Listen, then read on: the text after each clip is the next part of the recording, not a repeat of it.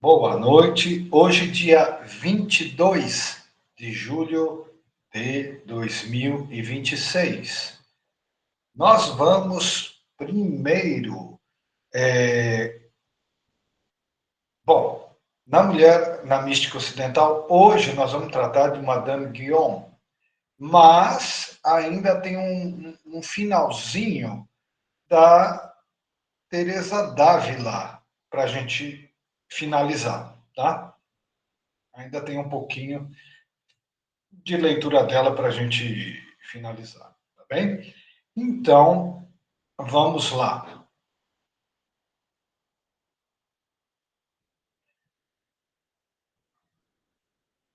Teresa d'Ávila. Então, Castelo Interior. Nesta morada, na verdade o livro mais famoso dela, ela vai falando de várias moradas, de vários níveis de aprofundamento interior, tá bom?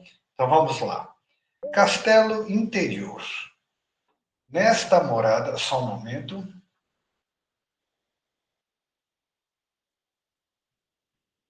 Castelo Interior. Nesta morada acontece uma coisa muito diferente das anteriores. Uma morada mais profunda. Aqui já não há estes arroubamentos que suspendem as potências, nem aqueles ímpetos que parecem tirar a alma do corpo. É outra maneira de união, mais profunda, mais estável. Parece que o Senhor quer que a alma entenda que já não são dois, mas um só espírito. Então veja, há roubos, êxtases, visões. Agora ela está entrando num nível mais profundo, que já não é nada disso. E parece que o Senhor quer que a alma entenda que já não são dois, mas um só espírito.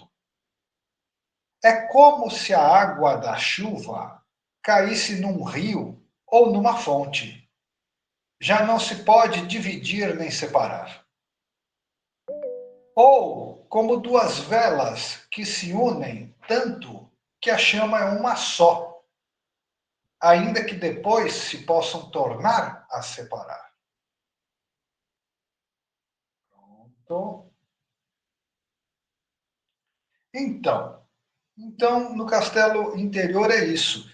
Antes, ela falava de êxtase, do anjo, da flecha, mas agora ela fala de um nível mais profundo, onde estável, sem fenômenos, onde o que importa é a união com Deus. Nesse ponto, ela é genuinamente mística. O problema é outro que nós vamos ver depois. Então, eu retomo o começo e prossigo. Nesta morada acontece uma coisa muito diferente das anteriores. Aqui já não há estes arroubamentos que suspendem as potências, nem aqueles ímpetos que parecem tirar a alma do corpo. É outra maneira de união, mais profunda e mais estável.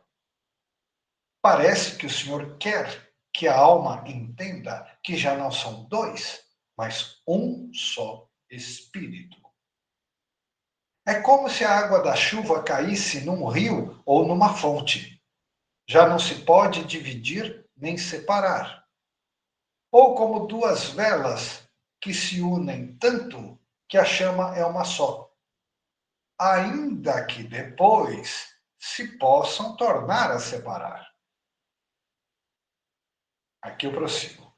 Aqui, porém, parece que o Senhor quer que não haja separação.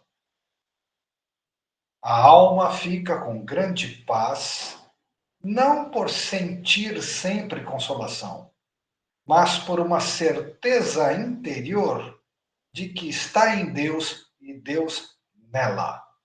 Então é a coisa da fé e da confiança. Sente consolação, mas não sente sempre. Né? Nós já estudamos essa semana que não pode ser um estado permanente, não é próprio do humano.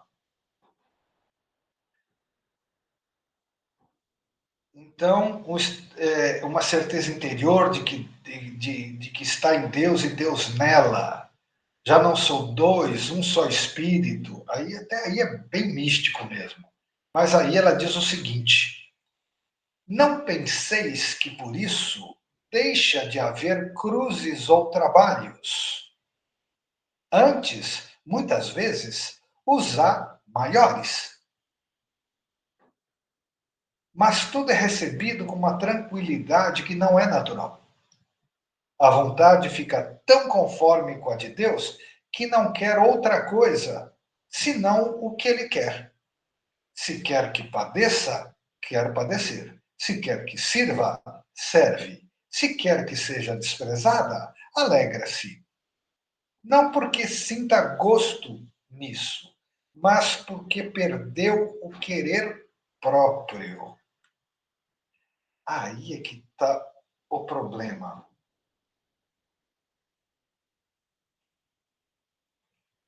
Quando a gente vê o discurso místico dela, parece o discurso místico de todas as outras, e outros também, né?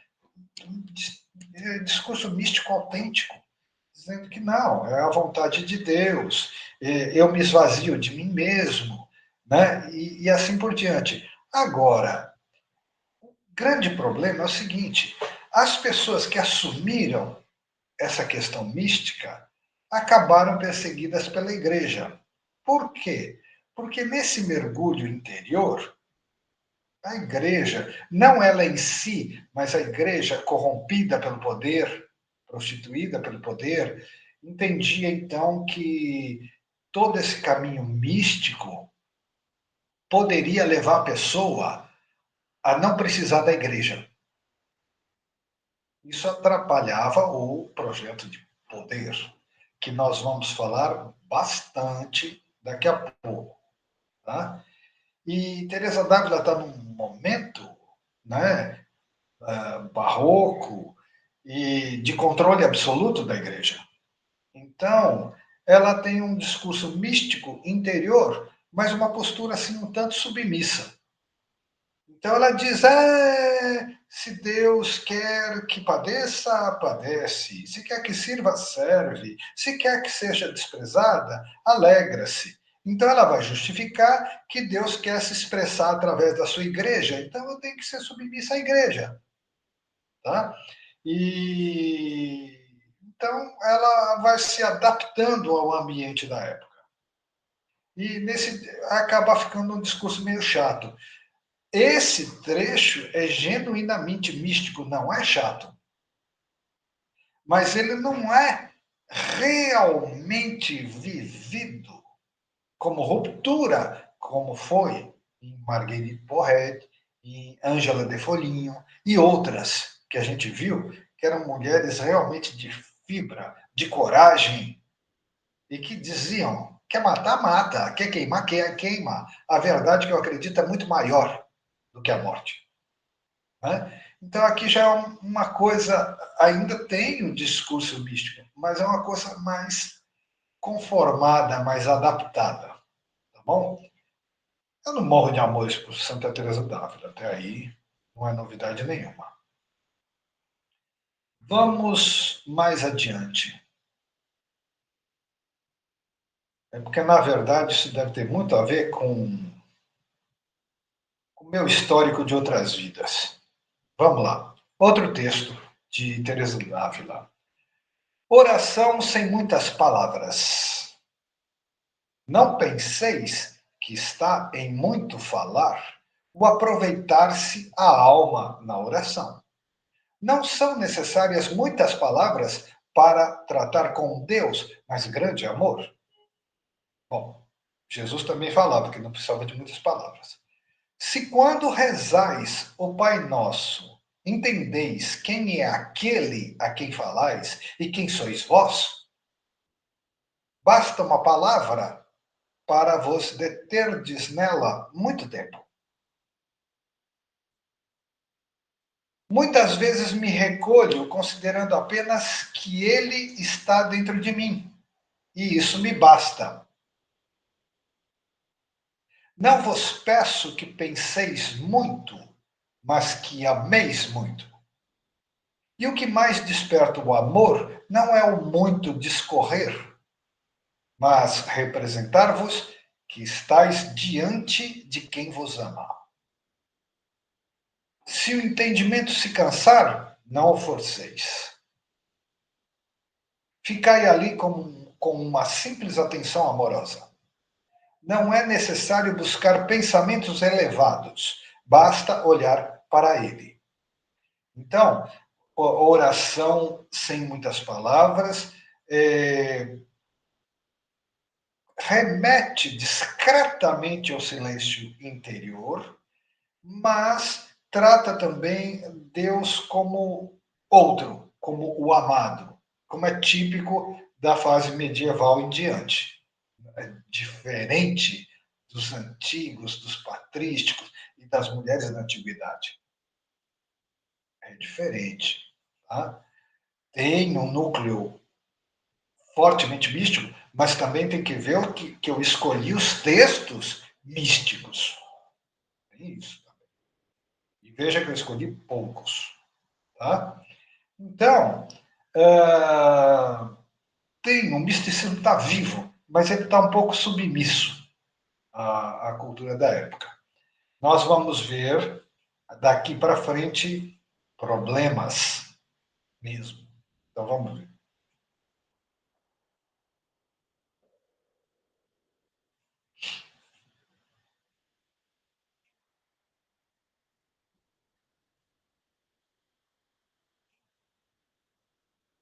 Madame Guion, 1648, 1717 depois de Cristo.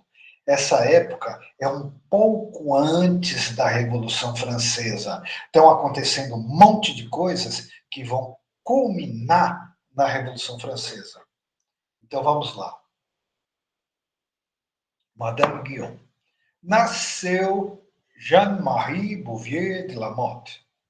Casou-se muito jovem, aos 16 anos, com Jacques Guion, um homem mais velho.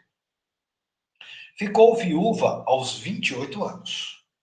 Após a viuvez, passou a dedicar-se intensamente à vida espiritual, à direção de almas e à escrita.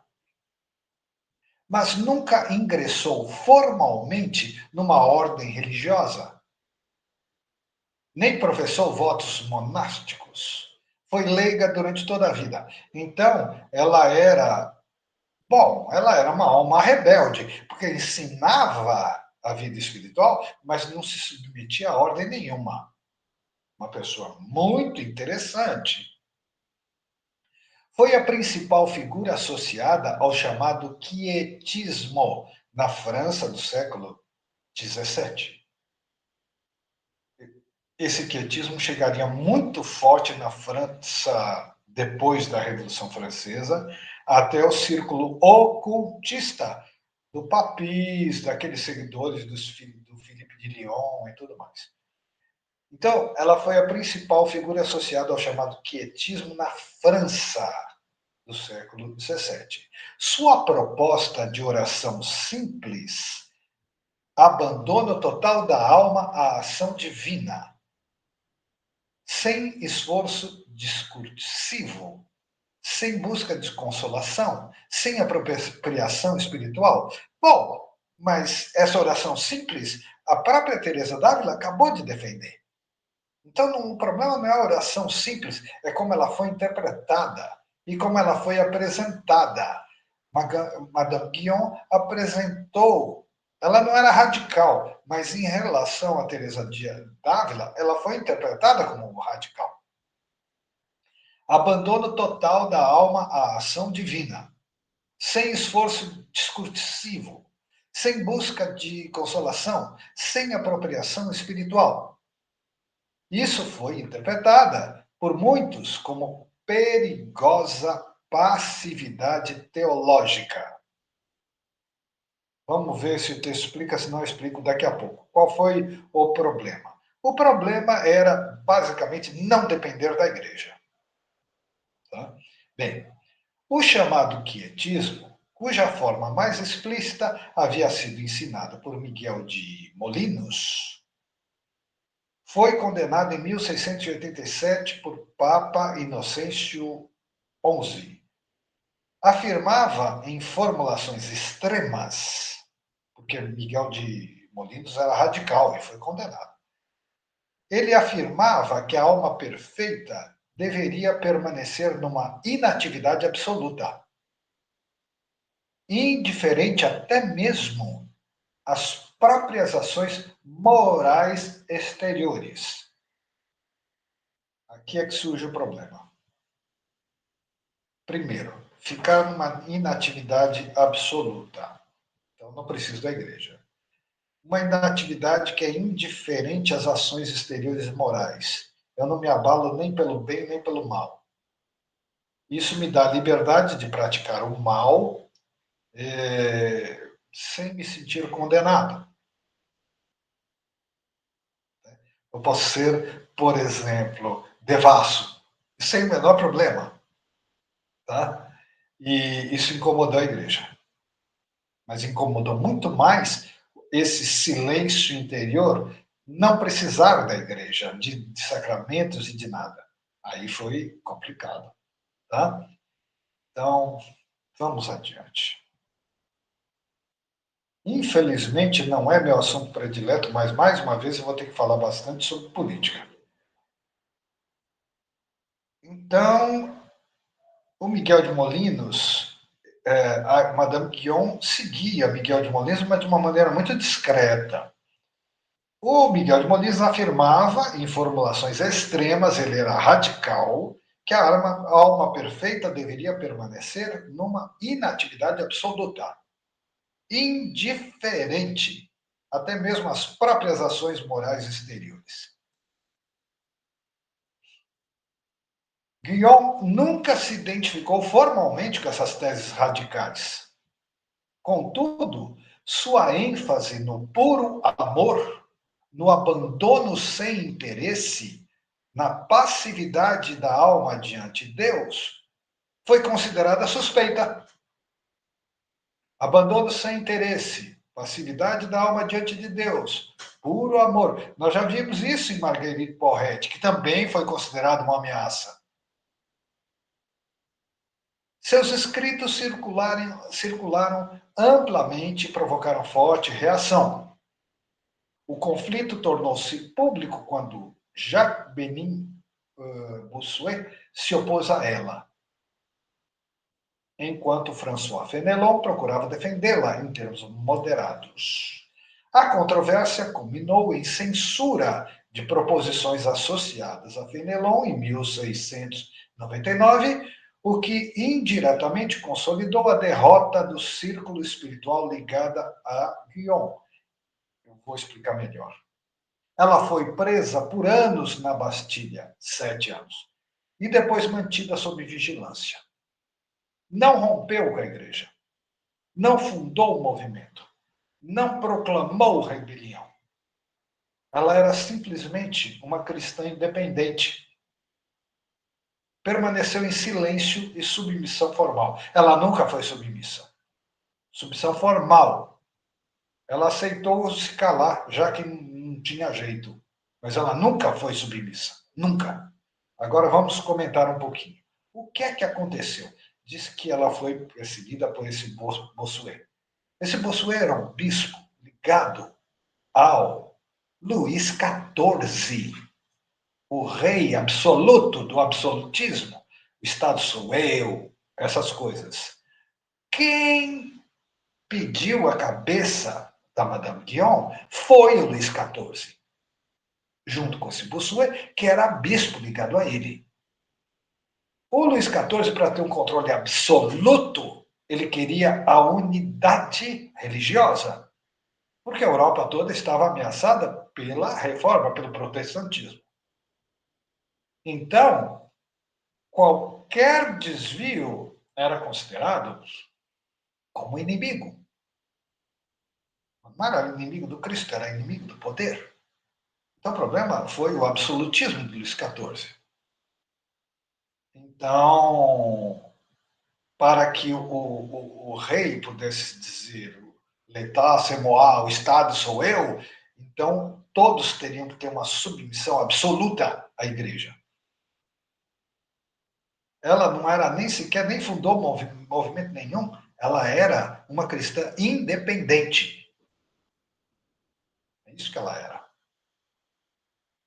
Admirável.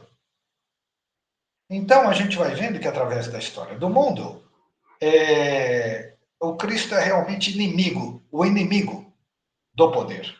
Ele nunca foi inimigo de ninguém, mas o poder vê o Cristo como inimigo. Isso nunca mudou. Isso nunca mudou. Então eu fui pesquisar quais países o cristianismo é visto como inimigo. E vi uma lista muito reveladora, né, na inteligência artificial do Google, de uma, de uma organização que pesquisa a perseguição dos cristãos no mundo, e essa perseguição traz 50 países,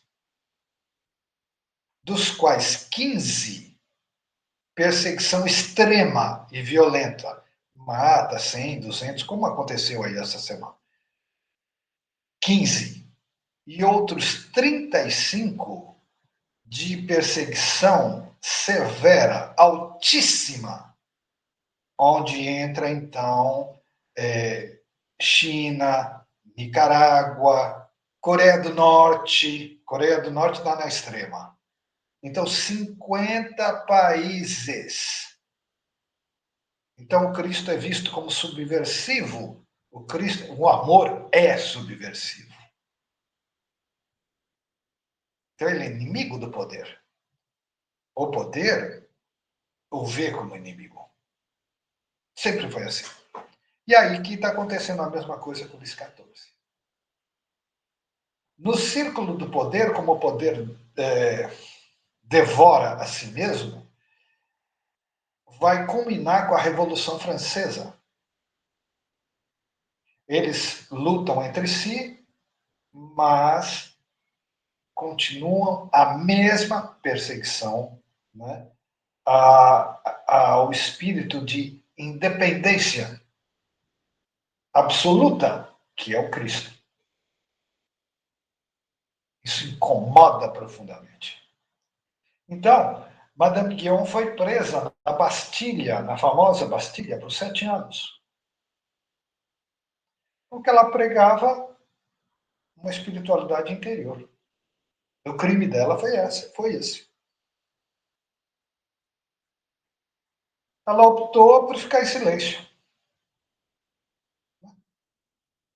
Ela não tinha formado movimento nenhum, ela não tinha compromisso nenhum, optou por ficar em silêncio. Então, essa é a história da Madame Guion. E o misticismo da Madame Guion, então, é autêntico. E o mais interessante, não é submisso. Ela não se adapta à igreja.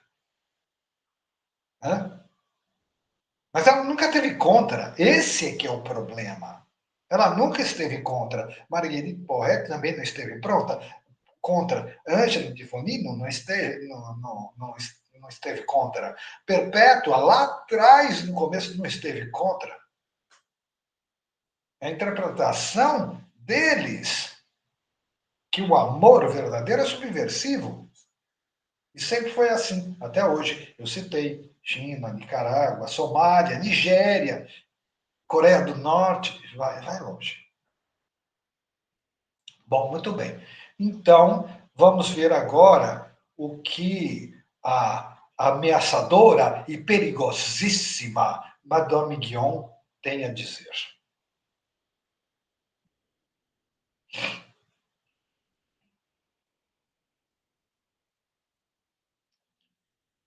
Da passividade interior e da ação de Deus na alma. Há um tempo em que a alma deve trabalhar ativamente, meditar, refletir, considerar as verdades da fé, excitar em si atos de amor e arrependimento. Esse labor é necessário no início do caminho, quando a graça educa a alma como uma criança que aprende a caminhar. É o discurso de Marguerite Porret que as obras são para as almas que caminham, mas não é a meta a chegar. É o mesmo discurso.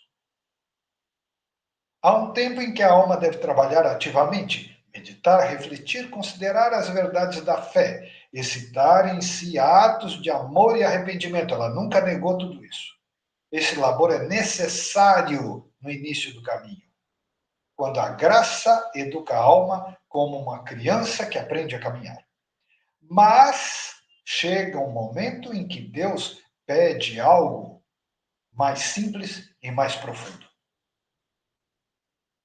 A alma já não deve multiplicar suas operações próprias, mas consentir em que Deus opere nela.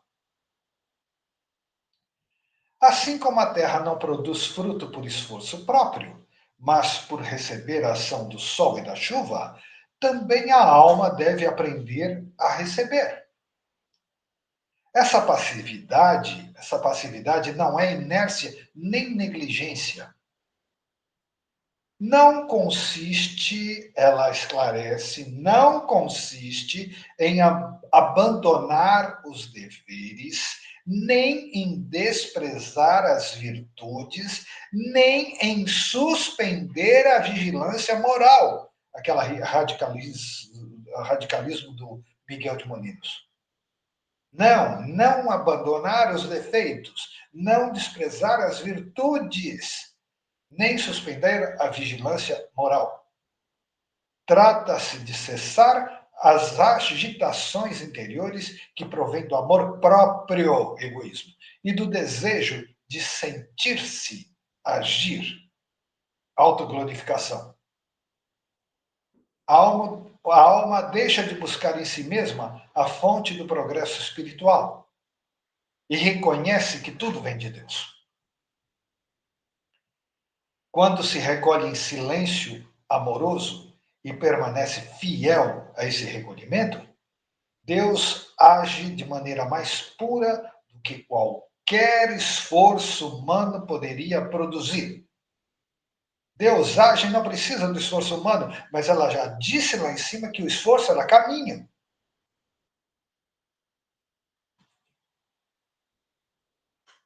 Ele, Deus, ilumina sem ruído, purifica sem violência, transforma sem ostentação. A criatura não percebe sempre o que se realiza nela. Contudo, a obra avança. Muitas vezes, a alma teme nada fazer,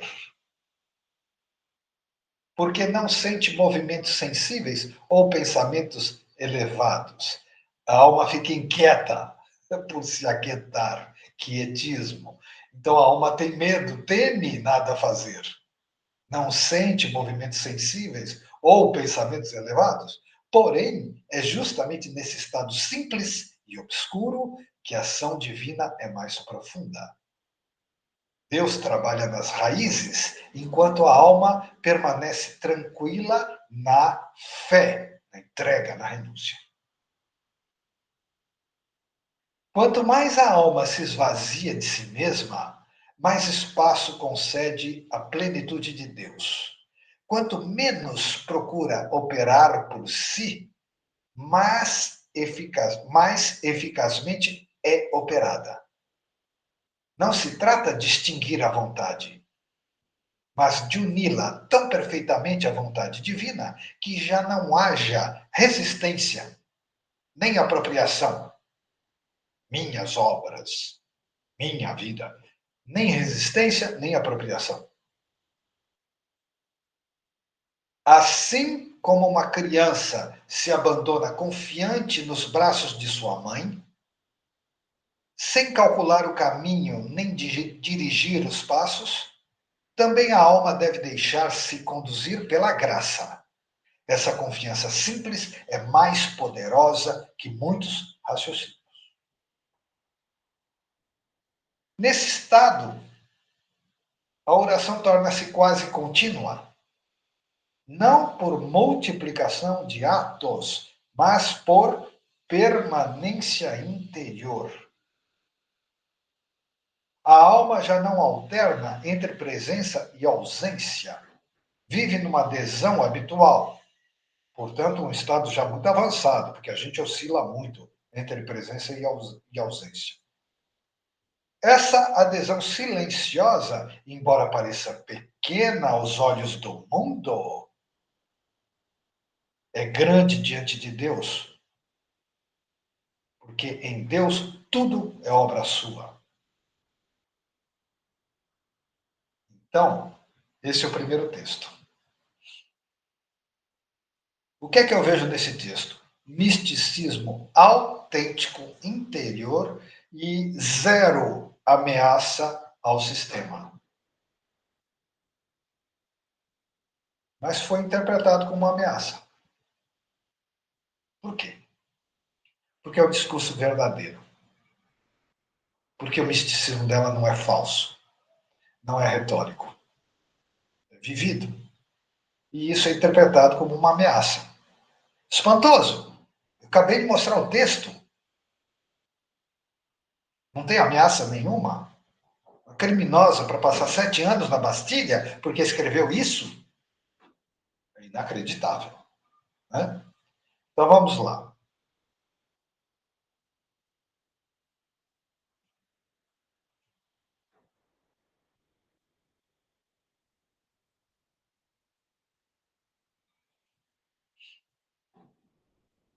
Sobre a oração simples. Engraçado, Teresa d'Ávila também tinha um texto sobre a oração simples, né? Vamos ver agora o que diz ela. Sobre a oração simples. Quando a alma volta para Deus com um olhar simples de amor, ela não precisa de muitas palavras. Deus está mais próximo de nós do que nós mesmos. Basta voltar-se para Ele. O Goldsmith fala isso o tempo todo. Deus está mais próximo de nós do que nós mesmos. Não é necessário esforço violento nem multiplicação de pensamentos. A oração mais perfeita é aquela em que a alma permanece diante de Deus em quietude, contente em estar ali.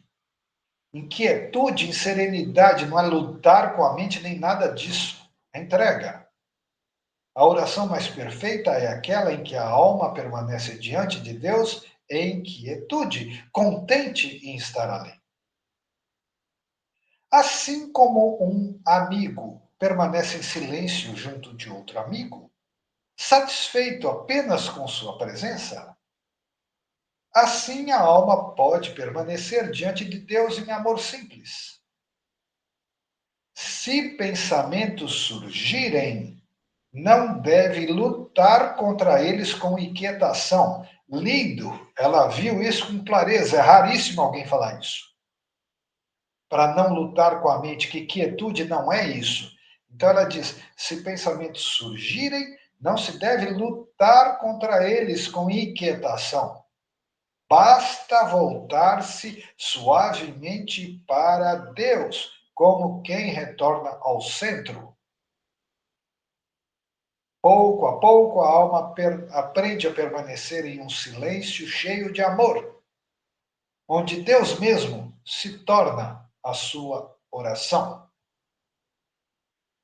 Permanecer em um silêncio cheio de amor. Isso se chama contemplação. Do abandono total à vontade divina.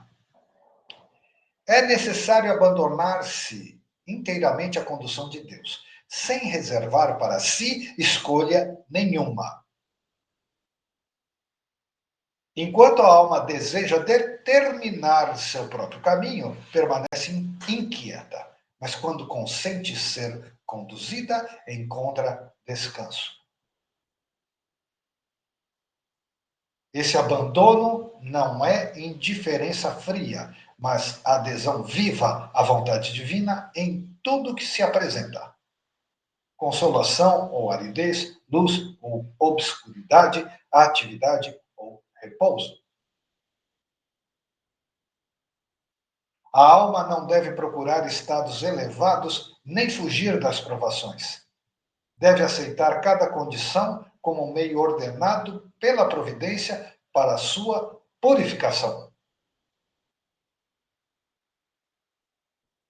Quando a vontade, quando a vontade própria se cala, Deus fala mais claramente.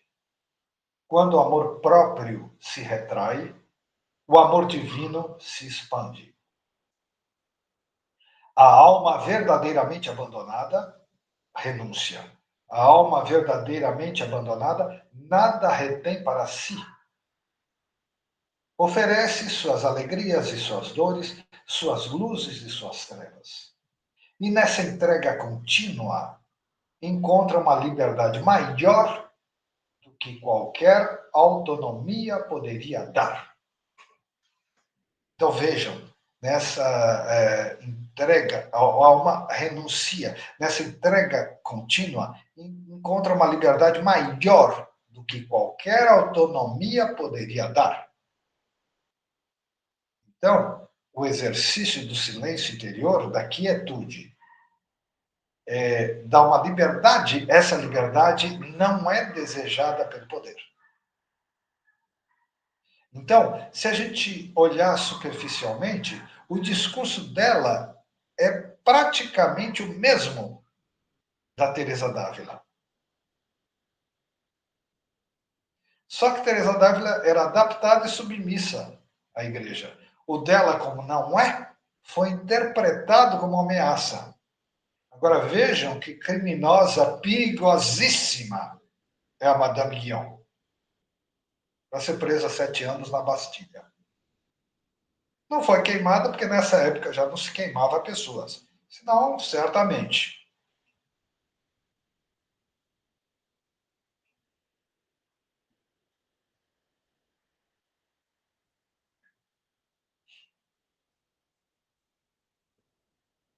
Criminosa, perigosíssima, ela não era, mas subversiva, nesse contexto, sem dúvida. Independente.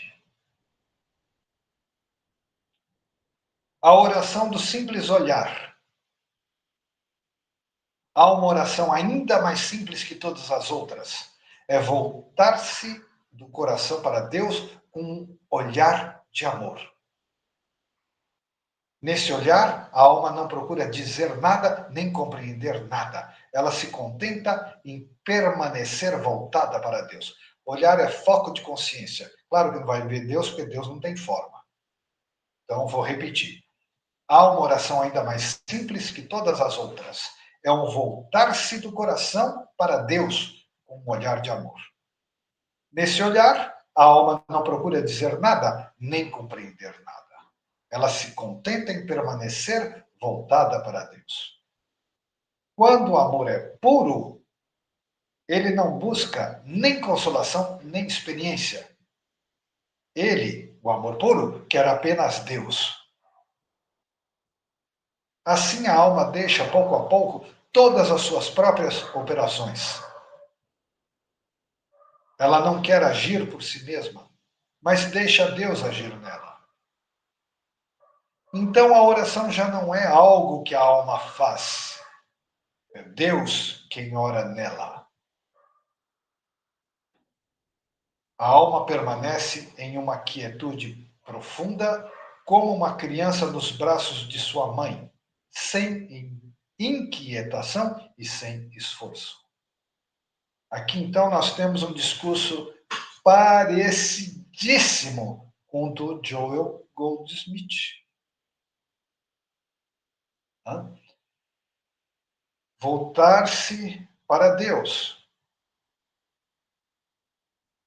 Voltar-se para dentro.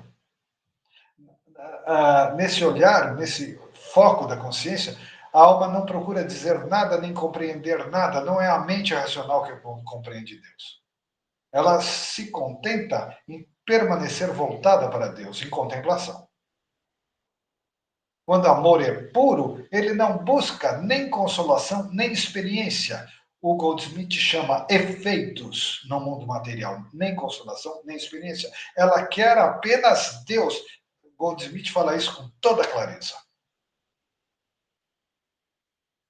A alma, assim, deixa pouco a pouco todas as suas próprias operações. Eu que faço, eu que penso, eu que amo, eu que isso, eu que aquilo, suas próprias operações. Ela diz a alma deixa pouco a pouco, não tem a palavra ego. Ela não quer agir por si mesma, mas deixa Deus agir nela, renúncia de si mesmo. Então a oração não é algo que a alma faz, é Deus quem ora nela. A presença se manifesta, não se manifesta porque ela sempre esteve lá. Nós é que paramos de atrapalhar. A alma permanece em uma quietude profunda, como uma criança nos braços de sua mãe, sem inquietação e sem esforço. Entrega absoluta. Bom, mais uma vez, o que parece tão ameaçador assim é que tudo que ela diz pode ser repetido em palavras, mas quando é vivido de verdade, tem uma força completamente diferente.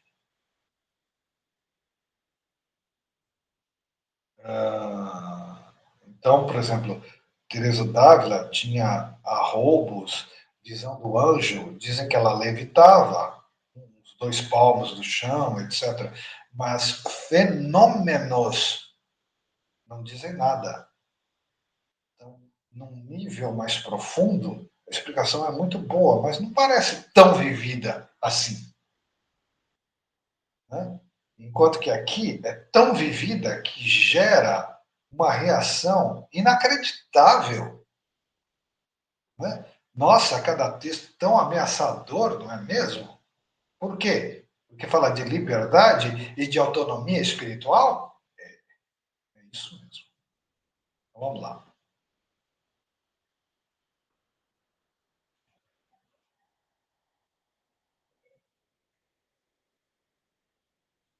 Do amor puro e desinteressado. Amar a Deus por Ele mesmo é o fim da vida espiritual. Parece óbvio. Amar a Deus sobre todas as coisas. E o segundo mandamento, semelhante a esse, amar ao próximo como a si mesmo, porque o próximo é a mesma vida de Deus que eu sou. Então, amar a Deus por Ele mesmo é o fim da vida espiritual.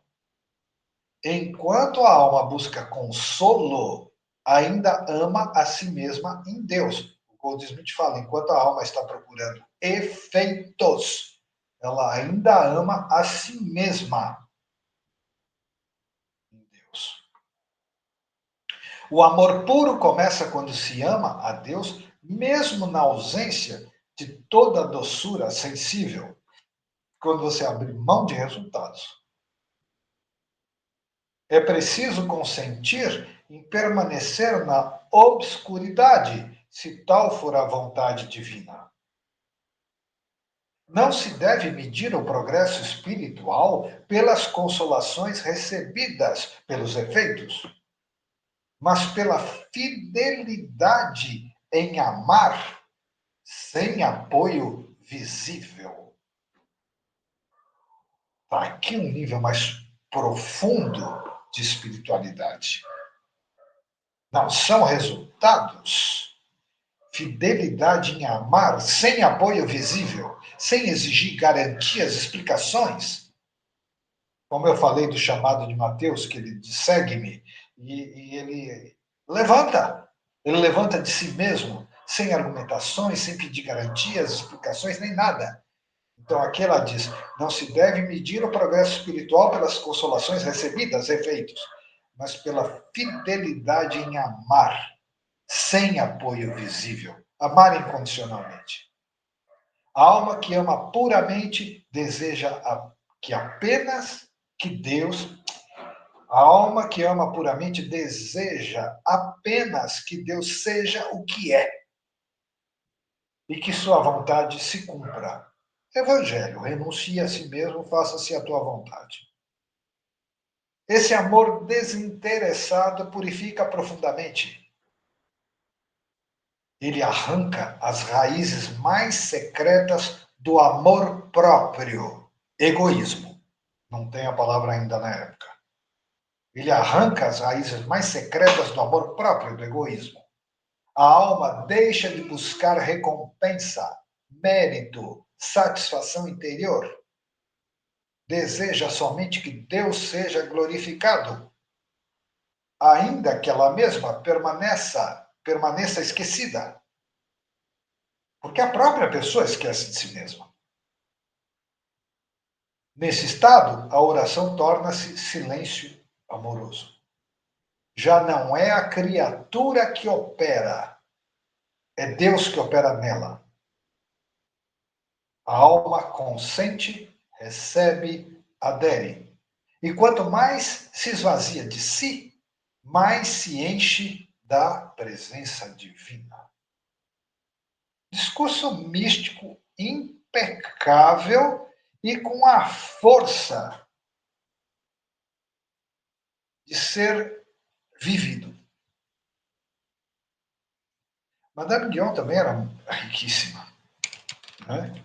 E com essas coisas todas, ela abriu mão da fortuna dela toda para as obras de caridade, reservou uma partezinha para si, bastante confortável, né? Mas era uma pessoa subversiva.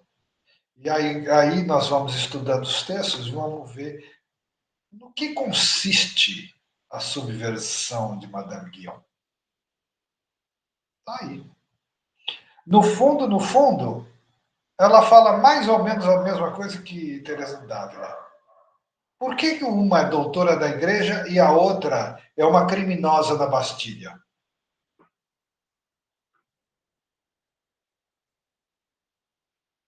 Então tá.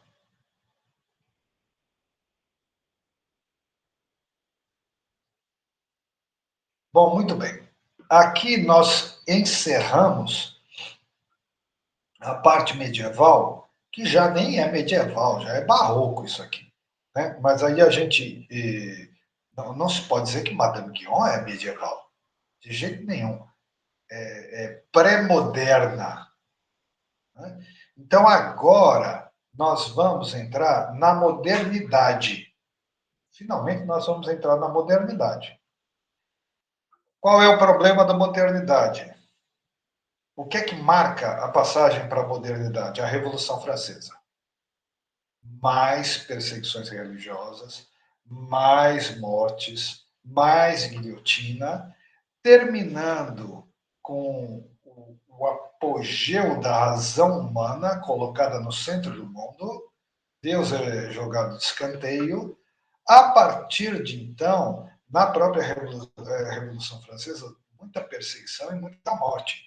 Depois, com a ascensão da razão no trono do mundo, passa a ser desnecessário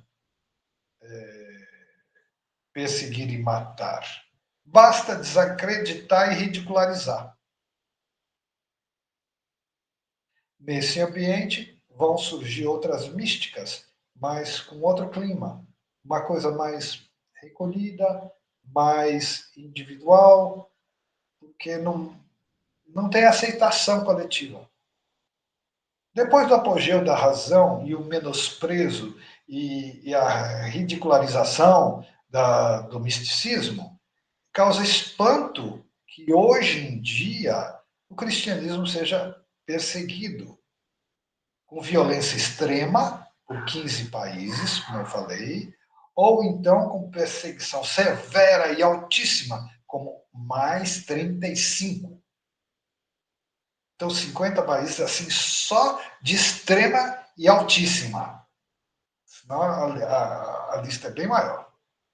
Incrível, né? Nem seria necessário, porque depois do século das luzes, do iluminismo, o misticismo passou a ser ridículo e superstição. Então nem precisaria. Então as místicas desse período são assim bastante recolhidas. Nós temos Teresa de Lisieux, que é Teresinha de Jesus, Depois, Elizabeth da Trindade, que não é tão expressiva assim. E aí nós terminamos com um caso raríssimo, que é a Madre Teresa de Calcutá. Mais uma vez aparece um espírito livre, independente da política da época. Espírito livre, autêntica, só interessa pelo que ela está vivendo de verdade. Então, mais uma vez, a gente sente a verdade vivida do que está sendo falado. Que é a Madre Teresa de Calcutá, que fecha esse ciclo assim brilhantemente.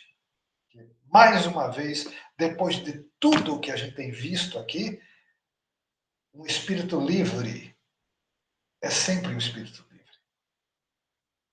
Então vamos lá. Vamos falar um pouquinho da modernidade, muito pouco, que já são 20 e 22, para na semana que vem a gente falar de Teresinha de Jesus. Na verdade, Teresa de Lisieux.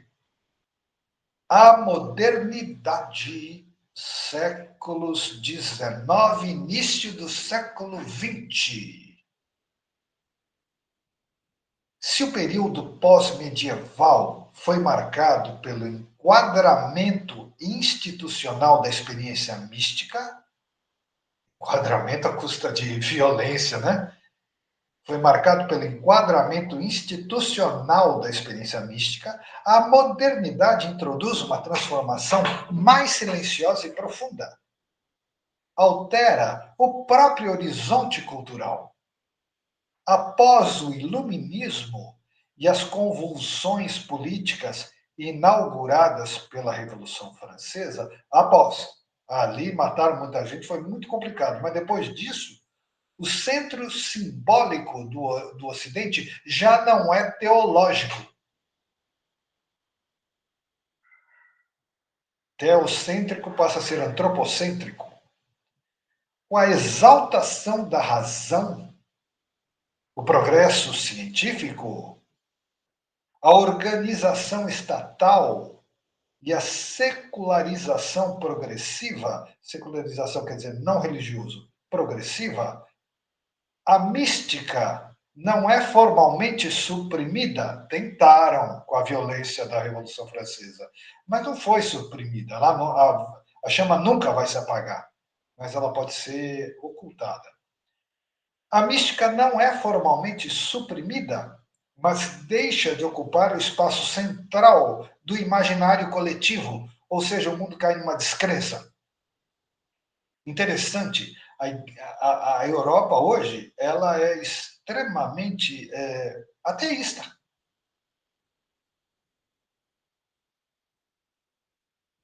A mística já nem é combatida como heresia, torna-se simplesmente marginal, ela é desprezada e ridicularizada. Muitas vezes ignorada e ridicularizada, justamente, ao discurso dominante. Marginal ao discurso dominante. Então, agora a mística se recolhe. É o jeito. A modernidade não elimina a chama, não vai eliminar nunca. Obriga a arder de modo oculto. A mística feminina desse período é marcado por uma interiorização extrema, por recolhimento, por uma intensidade que já não necessita de manifestações externas para afirmar-se. Não necessita porque não dá em nada. O extraordinário cede espaço ao essencial. Essencial para sobreviver. Nunca vai morrer, mas fica lá, né, oculto. O visível cede ao secreto. Não se trata de declínio, mas de recolhimento. Bem, eu considero um declínio. Não se trata de declínio, mas de recolhimento. A experiência permanece plena, porém concentrada no núcleo invisível da alma. Quer dizer, pessoas como Teresa de Lisieux vivem a mística, não deixou de viver. Tá? O mundo mudou. A forma de santidade também muda. A chama não ilumina mais a praça, porque não deixam. A chama não ilumina mais a praça, arde no coração. Sempre ardeu. Se não ilumina mais a praça, é porque não deixam e não querem. Uma recorrência na cultura cristã desde todos os tempos. Então, na semana que vem, Teresa de Lisieux, Teresinha de Jesus, de uma simplicidade muito bonita, mas sem aquele esplendor do misticismo interior, tá bom? Então, semana que vem nós entramos na reta final mesmo da modernidade, tá bom? Agradeço, agradeço, agradeço e um bom descanso para vocês. Amanhã já nem lembro o que é que a gente faz aqui. Ainda é o Felipe de Leão, não acabou ainda. Tá bom? Boa noite. Boa noite.